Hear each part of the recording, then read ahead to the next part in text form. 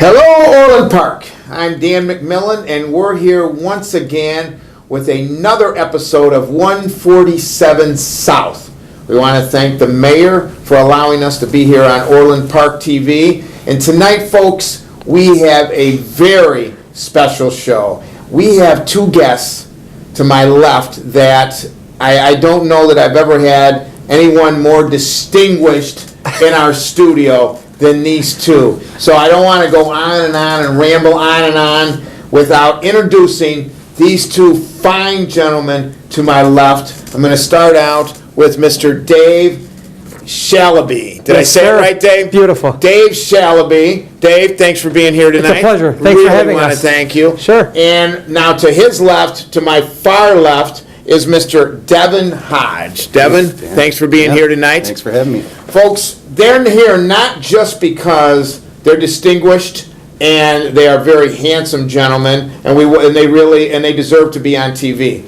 They're here because they're members of District 135 Board here in Orland Park. In District 135, for those of you who don't know it, it represents basically it's Orland Junior. Correct me if I'm wrong here. Orland Junior High, Century Junior High, Gerling, and is it Prairie? Mm-hmm. Prairie and Park. Liberty. And Liberty. Oh, I forget about Liberty. Center. It's right High next Point. to there. High Point. And High Point. Center. So you've got 10 schools. 10 schools. Right. 10 schools, because I've walked into the building and I've seen it up there, and it's very impressive. So you're both members of the District 135 Board, probably the most respected board in the state of Illinois, for reasons that we'll get into. Let's go with that. Into now. So I really do, and I know it sounds facetious for me to say that, but where you guys are now, and knowing and talking to people in the community, you really have over the last 5 years. You guys have really worked hard, and it's paying off to gain their trust. And you've got people like Dean Casper, who does such a great job behind the scenes. He's on 146, but he also works in the 135 office. And it's just so many good people in your organization. But on the board, you two are fairly new to it. Mm-hmm. Dave, you came on in May of 2015, and Devin, you came in October of 2015. Sure. Yeah. So that's what they gave me No, here. that's so accurate. if they gave me bad information, It's quite accurate. That's okay. But it's close to it. You're fairly new, but you guys you've done some great things while you've been on the board. But let's talk about some personal. Let's get to know you guys first, and then we'll go on to talk about the board and the initiatives that you're doing. Dave, you're a lifelong resident of Orland Park. Proud of it. Proud of it. You grew up here. Absolutely. So you went to District 135 schools. I did. Okay, so what inspired you to want to be on the District 135 board? So I'm a lifelong resident of Orland Park. Had the pleasure of going through from Park School, then to High Point, then to OJ, then obviously through high school. My children now are also, I have 2 out of my 3 children that are in the district, and a third one on the way into the district. So I've always enjoyed living in Orland Park, and I always thought that it was important to give back to the community. Yes. And the community actually that I'm a product of, and I've been very blessed to be part of it. So because of that, we wanted to give back to the community in some capacity. Yes, and so this is part of it. What do you do? What do you get paid for here in the community? We're civic servants with no pay. Yes, okay, so no, that is it. Let's point that out, folks. Let's point that out early on. These guys serve selflessly on the board 135 because, as you pointed out, you don't get paid. You don't get paid. I don't get paid for being here either, but I do it because I love it, and I know everyone out there loves seeing me here on TV. So you guys don't get paid, but what is your, as they say, don't quit your day job. I've been told that many times. Yeah. But what do you do for a living? I'm a real estate broker in town here in Orland Park as well. I had my own team here, so we have a division here in the Orland Park community. And most of you have probably seen this gentleman on a billboard around town. Well, very, very handsome. Look at that smile. Look at that smile. Isn't that the guy? That face was made for a billboard. Thank you. So if you're, we're not here to tout his business, but he does a great job. And if I ever do sell my house, or if my neighbors, demand that I sell my house, Dave is definitely going to. Well, we're very grateful for that. Thank you. It's great to, we do want to thank you for being on the board. So you're really part of your impetus was to give back. You've grown up in District 135. Absolutely, and now my kids are as well. Yes, and so you can watch them. You're close to it, and it's just a great. It's a microcosm of the Orland community. I've always talked about how Orland is. I kind of equate it to Mayberry, but with amenities. It's a small town feel, but it has the urban amenities, and I don't know how you can replace anything like we have in Orland. So it's guys like you that help keep perpetuating this community feel. So, thank you. Thank you for being. Thank you for saying that. Well, I just appreciate you being here and appreciate what you guys do on the board. Now, Devin, I think you have a similar story as far as background. So let's talk a little bit about your background from growing up as a youth. So I went to doctor school, which sat on the site of where the Sportsplex is right now. Oh, yeah. I went there for kindergarten through third, and then I went to High Point School, and then Orland Junior High, and my children also. I have two that are currently in the district, both at Orland Junior High, one in 6th, one in 8th, and I have two that are out of the district. One's a freshman at Sandburg, and the other one's 25 years old, and he's all products of 135. 135, and then 230, so they went to Sandburg. Yep. Okay, did you guys both go to Sandburg? Yes. Yep. Okay, so, no, it's both great schools. I mean, Sandburg's a great school, and we have a lot of great Catholic schools, so I'm not bad-mouthing, I'm not saying you have to go to Sandburg just because you live in this part, but some of the smarter people that I know did go to Sandburg. Two of them right here, folks. They're here, they went through Sandburg, they did a great job coming up through school. Devin, you even played football in college. I played football at Sandburg, and Played football. Who was your coach? It was Tom Saliga. Oh, and, okay. I also had Coach Navarro was also one. Yeah, Coach Navarro. So I'm trying to get it straight, and I don't want to get off on too many tangents here. But it's Saliga Field, and now is it Navarro Stadium? Yeah, that or the other way. Yeah, I don't know how they're doing it, but I know we honored Coach Navarro, and I've heard I never got to know him. Great guy. Done. Yeah. Oh, great. Yeah, I've heard great things about him, and Saliga, I've heard very good things about him, and I know how now when my son was playing with Sandburg, you'd come out on the field. It was a tradition. Everybody came out, had to touch that that sign there, that rock, that stone, that right before the game, and it was supposed to help. It didn't always help us make it to the playoffs, but we're still trying. So Coach Peters will lead us to the promised land now. That's right. So let's talk about District 135 and the board, and what you guys see as some of the initiatives coming out in the future that are really going to pay dividends for the school, for the community, for the kids now. And these kids they're being molded. I mean, this is really in the impressionable years, from the elementary, from kindergarten up through 8th grade with 135, and then going on to District 230. But one of the things so if I mention the word kindergarten, let's talk about one of your newest initiatives that just started, and I think it's going to be a big hit, is all-day kindergarten here at the school. So who would like to talk about what it took to make it happen, and where do they see it going for the future? Yeah, I mean, I'll start if you don't mind. Credit definitely to some of the board members that came previous to us. And the current board voted in all-day kindergarten so that all residents that would like to take advantage of that is possible. We happen to be blessed where my daughter will be all-day kindergarten graduate for the first class here in the Orland School District. And I think it's a fantastic initiative that really gets the kids kick-started and gets them in the classroom, and they start adjusting and knowing what classrooms and what school they're going to be at for the future, and it works out quite well. I'm a huge advocate of all-day kindergarten. Yeah, it's something that people, that are older like me, that just remember back, and my kids went half day, and the reason they did is because we always did. And so I think that when this initiative probably started to get bantered about a number of years ago, people started to think, oh wait, kindergartners, those that age, they don't have a long enough attention span to hardly be there for a half day, let alone a whole day. So, but I think you had to have some forward thinkers that had to, that had to pierce through that kind of archaic thinking and really lead this initiative through. So now that you've got it, and now that all-day kindergarten has become a reality here in Orland Park, and it's probably here to stay, I don't doubt that.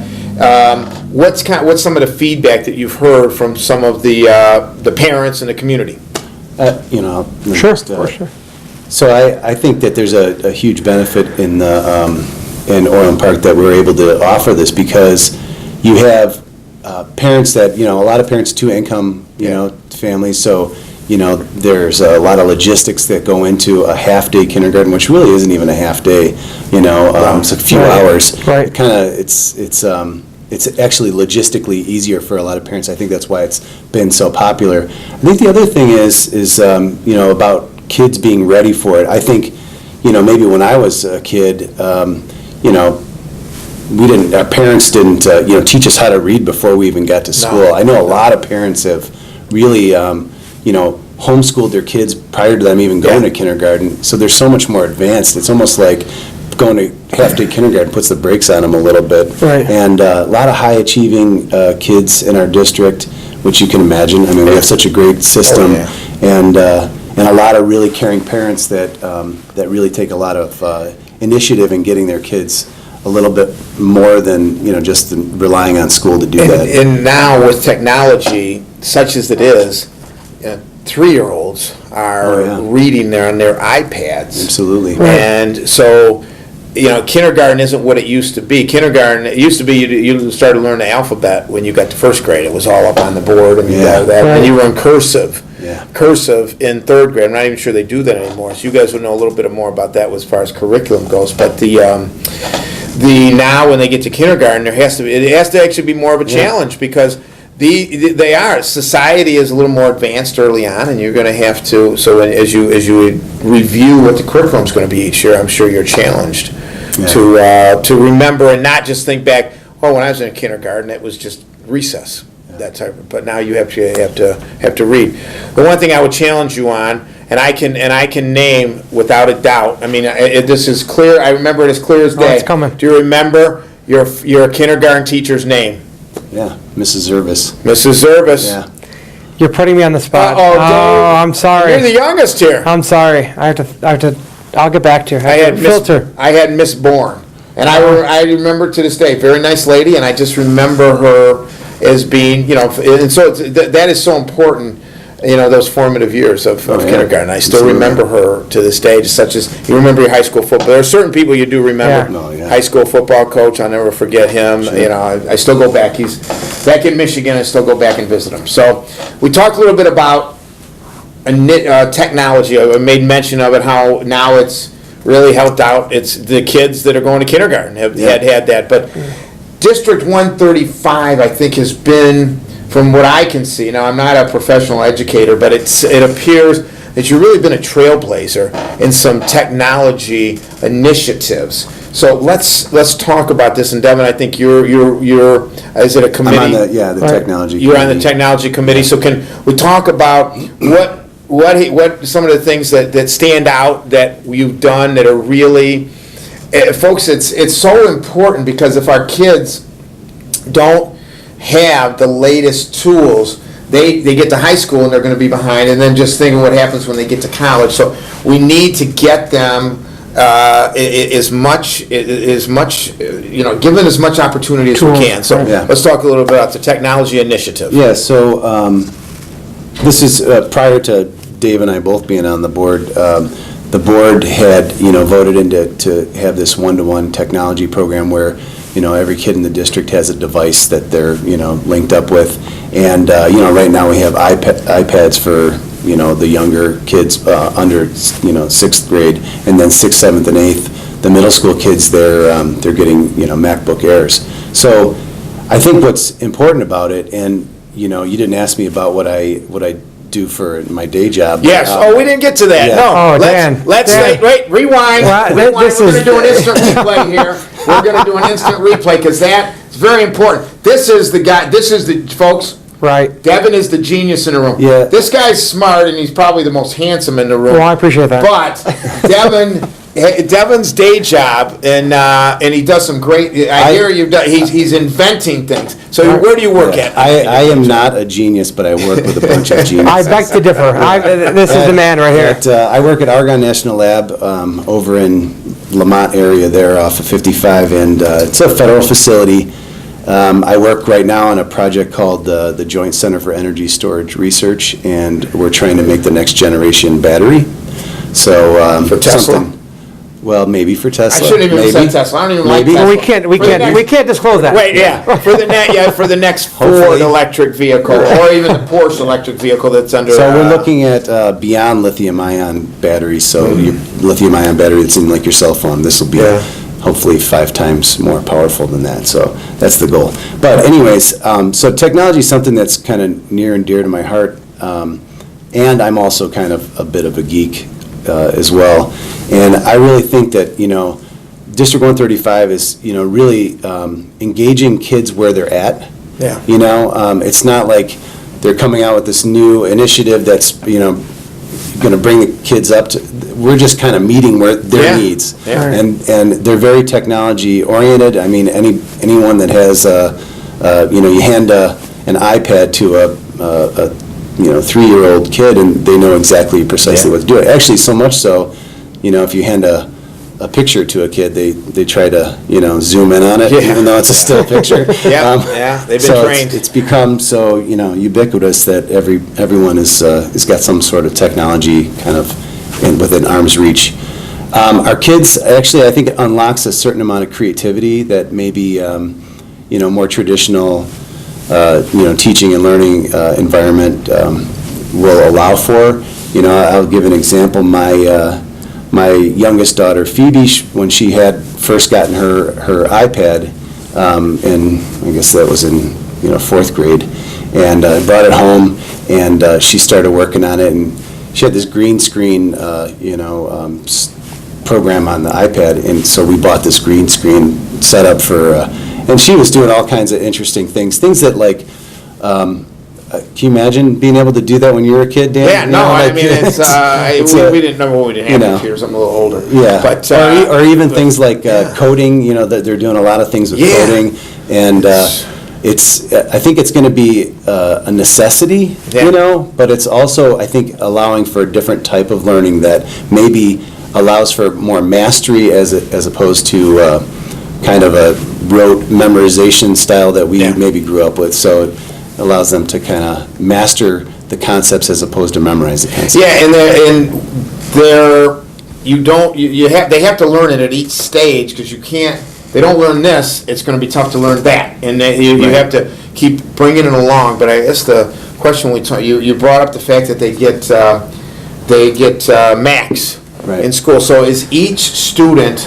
So they begin the school. They've all just begun the school year. Sure. Are they issued? They're issued a computer. They are. Yeah, there's a big technology rollout night, and all of the kids will go there and get assigned their own computer for the year. For the school year. They turn it in at the end. And there's no charge. And it's. As long as they turn it back in, there's no charge. Yeah, I mean, there's a technology fee that's part of their normal fee structure, but it's comparable to what they would have paid before we had these. So it's all been part of. The technology rollout has been all been part of the tax base that everyone's paying into. So when they take tests in junior high, do they write them now, or do they take them a lot on the computer? It's interesting watching technology integration with like math homework, for example. All of the math. I mean, it must be a math teacher's dream to be able to. Not have to grade all those papers because it's graded by the computer. So, instead of your kid, they still have to write all the work down on their math homework, but they're entering the answer directly into the software, and it instantly gets graded, so they kind of know where they're at with their grades. Yeah, so it doesn't, instant feedback is really great. They're not guessing. There's examples right in the software. So you don't have to wait till you come into the next class and look and get your paper back. And see that you got and see that the teacher gave you a C. That's like Ralphie got that C. That's what I'm talking about? I know. Yeah, sure. And, when he got a C plus. C plus. He got a C plus. Because she He thought had it the was same rework. idea. Yeah. Yeah, but he was good, but she thought he also would put his eye out. But that's a whole other story. No technology back there. But anyway, so technology is alive, and it's kicking, and District 135 is doing so many great things with resources that we all know can be limited. And so let's talk about how we're financing this education. Sure. What have you done, what have we recently done as far as tax levies go? Right, so another vote took place where we have not increased the levy now in 4 years. And there will be no increase in 2016, which is great news. Yeah? So the tax. Pretty clear. Yeah, so if you. No, we don't raise it. We Yeah. have not raised it. So if you own a house here in Orland Park, your tax levy, Bought through pardon me? our firm. Fought through the Dave Shalabi team. So. Oh, okay, Yeah, right, yes, right. oh, yeah, bought through, Dave. You know, Dave, I'm not too, it goes right over, but I'm not too quick. But after you bought a house through, what do you call your firm? It's the Dave Shalabi team of RE/MAX. The Dave Shalabi team of RE/MAX. Is this a commercial? It's becoming a commercial. Yes, you know Bob Schute? I do. Good guy. Good isn't guy. he? I Yeah. like him. Yeah, RE/MAX. He bought that church. He's got now his. You go in his office, you have to, because that was the church. Right, yeah. But anyway, so if you own a house here in Orland Park with Dave, and you get your tax bill each year, you'll see the same levy for the last 4 years for District 135. Absolutely. And does this mean that your budget's not balanced? Oh, absolutely not. No. Oh, yeah. No, so your budget's balanced. Absolutely. Folks, so that's how fiscally Yeah. prudent that these guys are. And you have such confidence in them that they have a balanced budget, unlike the state of Illinois, that they have a balanced budget each and every year. And a surplus. And a surplus. Right. So you're running a surplus, not having to ask the taxpayers for more money. You know, all joking aside, I think all Yeah. of us is, first of all, it's not just Devin and I, right? There's Yeah, a oh, no, fantastic team, whether, Now, who's your president? Dr. Laura Berry. Dr. Laura Berry. Met her, and we did a show with her last year, and she's a tremendous She's great, individual. absolutely. But the whole board works together so well. We have a great team. I mean, just really, I'm sure Devin would agree, just Absolutely. fantastic all the way around. Everybody offsets each other very, very well. And one of the most serious talks that we have on a constant basis is really to be fiscally responsible. Yeah. So it's always something that's really on top priority because, you know, we're entrusted by the taxpayers, and we want to make sure that that is fully relayed and done properly, all the money is utilized properly. Yeah. So, for sure. So, and because you guys, we want to once again point out, they're spending the money fiscally conservative, Yeah.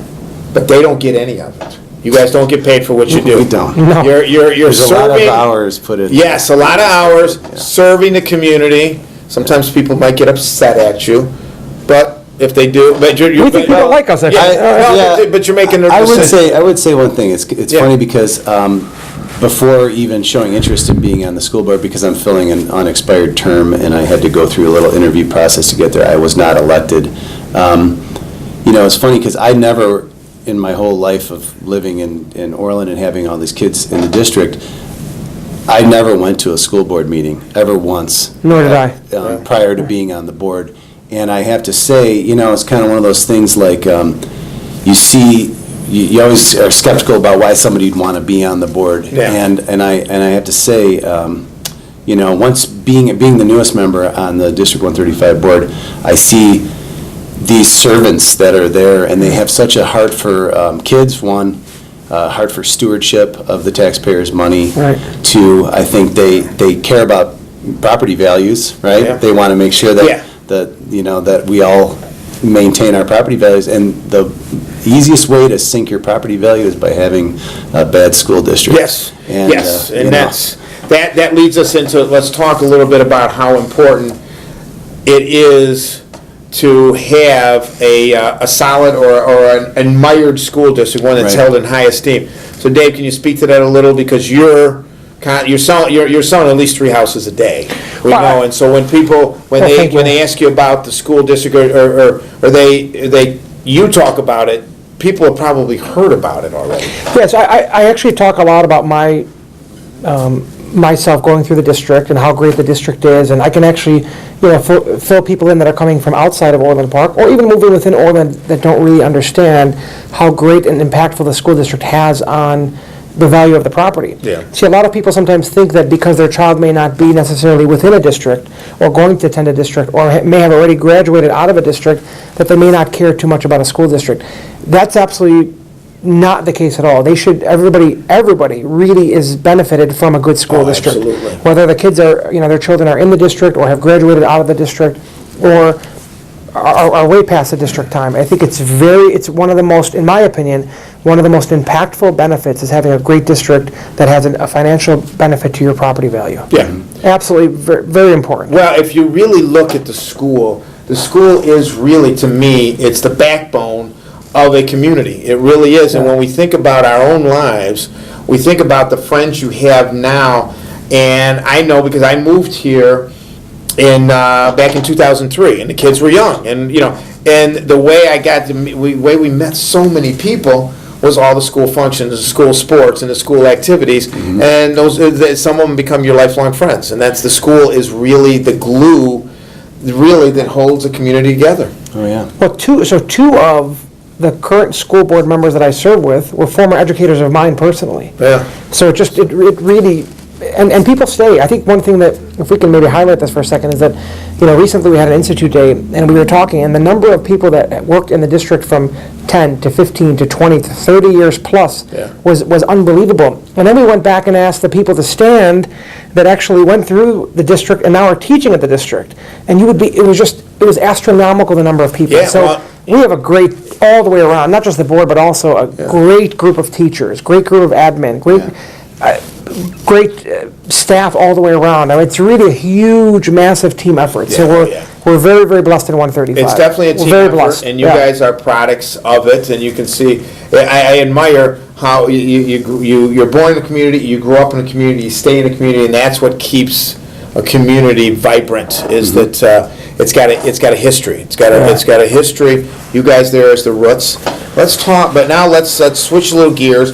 Let's talk about an important function that the board serves, and that is really improving communications with the parents, with the community. Dave, I think are you on the communications board? Right, so, I'm the liaison between the board and our communications director for Orland 135. Yes, so what are some of the things you've seen and that you talk about that the people might not even be aware of, or just that keep being enhanced, that really help life as part of the school community?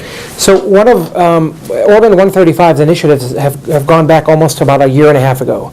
So we have a new communications director, Jen, who I had the pleasure of kind of starting off around the same time that she did. And within this short period of time alone, we've been able to revamp the school website, which is just more fluent and smooth. We've started a new social media page, which is a Facebook page, which highlights, we have like Teacher Tuesdays, which highlight some of the teacher accomplishments or some of the great things going on in the district. It's used as a way to communicate back to all the parents or some of the taxpayers. But also, we want to create a great camaraderie and a great energy within the district, right? So one of the initiatives was, how can we highlight some of the awesome things that are going on? And people love social media, right? They love Facebook's one of the things, and Twitter. But now we're, other than having a teacher highlight, we've had Meet the Board, so people get a chance to also meet the board rather than just having venues like this. We've also had a great way of showing the kids with technology and how great we're advancing. So it's been a great tool to kind of communicate over. So the initiative of the Facebook page was started about a year and a half ago. We've just reached over 1,000 likes recently without paying a penny. It's great.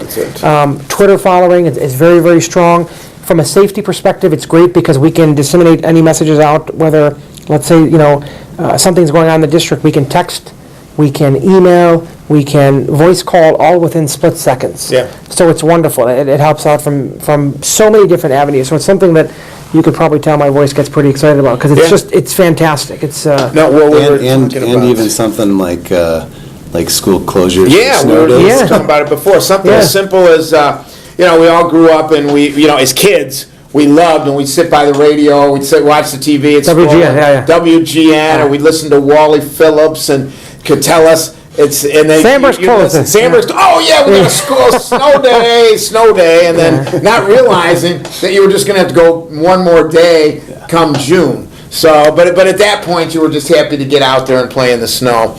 But you don't have to do that anymore because you guys have a communication system that can just tell us exactly what's right off the bat, if it's there or it's not there. Yeah. So communication's a key stuff that that's what you guys do. Let's talk a little bit about another responsibility, which is a difficult one, but these guys here have to make the tough decisions each and every day, and each and every day in their jobs, but each and every day that they have to deal with issues at District 135. Let's talk a little bit about the contract with the teachers and the district. Where are we right now with the contract for District 135 teachers? So we're in our, if I may, Yeah, go ahead. we're in our first year of a 4-year contract. Smooth, everything is great. Yeah. We are very, very blessed at 135 to have a phenomenal range of just wonderful teachers that care very, very deeply. I think Devin and I both see it as parents. I think we experience it as, products of the district. I think the longevity of the teachers that stay there, the morale, it's just a wonderful, from school to school, you just see just a great, positive, wonderful energy. So we're in year 1 of a 4-year contract, and Which I really have to admire what you guys are doing with that. We see in the news every day. I think every day Karen Lewis is in the news with the Chicago, and they're going into the 2nd year of school starting, and it's lingering over their head that there may be a strike. It's put behind. That's not part of the curriculum here. Straight ahead, contract's over.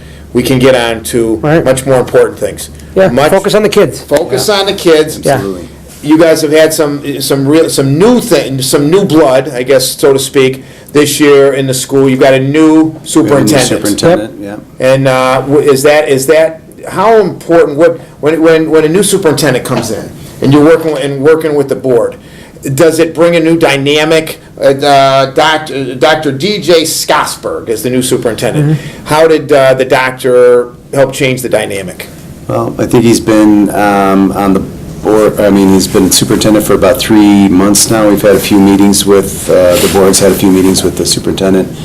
It's been going really good. There's the communication level that he's providing is really great. We know about things that are happening as they're happening. It's kind of a nice little kind of feeling out period where you're building trust. Any kind of dynamic in a group environment like that, you're kind of a new person put in there. You build up a little bit of trust. But I have to say, I'm really impressed. He's really knows his stuff. He came from the district in the past, so he's familiar with a lot of the people in the district office and knows obviously the facilities and we do have amazing facilities too. By the way, yes, absolutely. I'm really impressed by the way that it's going. It's kind of one of these things. It's just like any relationship. You got to build up the trust, and the way to do that is by just kind of being there and communicating. And I think it's going really well. I've only been on the the board for a little bit under a year, and there's a really nice level of kind of expedience that we're getting to. There's a rhythm that we've already gotten to with DJ, and I think it's been great. I don't know, Dave. Yeah, I would agree. I think so. Dr. Scosberg is very intelligent. He brings superintendent history. He's a product of the district.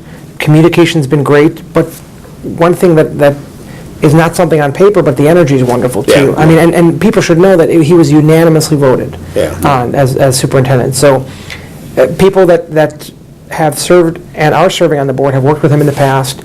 So he's also in some capacity a former employee of 135. So he understands the dynamic of 135. So everybody's really excited to have him on board, and great future for 135. Yeah, so the school's in good hands with the new superintendent, a tremendous board that you guys are helping lead. As I talk to you guys, we're the junior people. No, yeah, you're the junior people, but you also have probably brought a new dynamic. Yeah. That's why boards can tend to get stale if you have the same people on them too much, and you need a changing of the guard sometimes. Not change just for the sake of change. Fresh perspectives are good. Different perspective, and so now as we wrap up a little bit here, let's wrap up by pulling it all together. and you guys giving each of you guys giving your perspective on what it means to be part for the school, to be part of the community, and you guys to be part of making the school a better place. And I know that's a very broad question. We just want to talk about what it means for you guys to be part. And you know, we always talk about community participation or parental participation. Okay, it's one thing to go to make sure you go to all your daughter's band recitals and to go to all your son's football games and things like that. But you guys are taking it a step further. You're there. You're helping to make this. You're making the tough decisions sometimes. So it's got to be gratifying that you're there and you are part of making the community better, the schools better, thereby making the community better. So okay, let's just wrap it up by giving us a perspective on it. You want to start, Devin? Sure, please. Sure. You know, I have to say, being on the board now for just a little bit under a year, my eyes are a little bit open for all the behind-the-scenes stuff that happens Right. for being on any board, but let alone a elementary school district. And you know, it would be easy for Orland Park to kind of rest on the laurels of, you know, this kind of, and maintain the status quo of what we've had. And it's been a great, you know, the district's always been, you know, top tier, right? Yeah. But I think with this board and with the new superintendent and all of the trajectory that we're on right now, we're really looking towards, you know, kind of continuously improving. Even though we're doing great and property values are great, Yes. Keep that going, you know, like, take it to the next level, whatever that looks like. And I think we have to empower, you know, the district office, we have to empower the teachers, we have to empower, you know, the parents to participate in that process. And I like being a part of it. I have to say, you know, you mentioned earlier we don't get paid for this, and it is a big time commitment. And I have seen one really great benefit this past year, because my oldest daughter graduated from Orland Junior High, and I got to give her diploma, which was a pretty. That's awesome. Very good. It is the one benefit that I've seen that's- that's pretty amazing. that's for being on the priceless. school board. Yeah, Yeah. Really and is. you know, you get to see, you know, the kind of the machine keep churning Yeah. and doing it and keeping the checks and balances in place, Yeah. so that we can empower the district and the administration to do, you know, what they're good at, and that's educating our kids. And Yeah. and we all take that very seriously on the board. For sure, yeah. And it guides everything that we do, is kind of, you know, what's in the best interest of the kids. You know, Yeah, so. well, I like what you said about the status quo, not being satisfied with the status quo. Because I will quote one of the greatest men of all time, Bo Schembechler. Okay. And he always said, you either get better or you get worse. You never stay the same, because if you stay the same, they're going to pass, there's people and organizations going to pass you up, because everybody else is always trying to get there. So always try to keep improving. So I really like that. That's a great attitude. It's a great thing to impart upon the board. And we do love Bo Schembechler here. You love, don't you, Dave? That quote was beautiful. Yes. That's all I can say. Almost as good as the Vince Lombardi quote. I'm a big Vince Lombardi Vince quote Lombardi fan. fan, and Vince Lombardi had he Those once tough quotes, yeah. well, he once said, you should constantly always be in search of perfection. There is a quote. And you may never, and you probably won't achieve it, because we're all human. You won't achieve perfection. But in that pursuit of perfection, you very well and most likely will achieve excellence. All right. Straight from Vince Lombardi. He's a good man. Can you top Yes. that, Dave? So Dave, let's go right for your. I can't top Devin or your quotes. But you do sell the most houses. You do have Thank the you. crown of selling the most houses in Orland Park in the last 2 years. I don't know where that statistic comes from, but I'm going with it. It's, No comment. Billboard. yeah. Sounds good to me. I mean, here's what I'll say.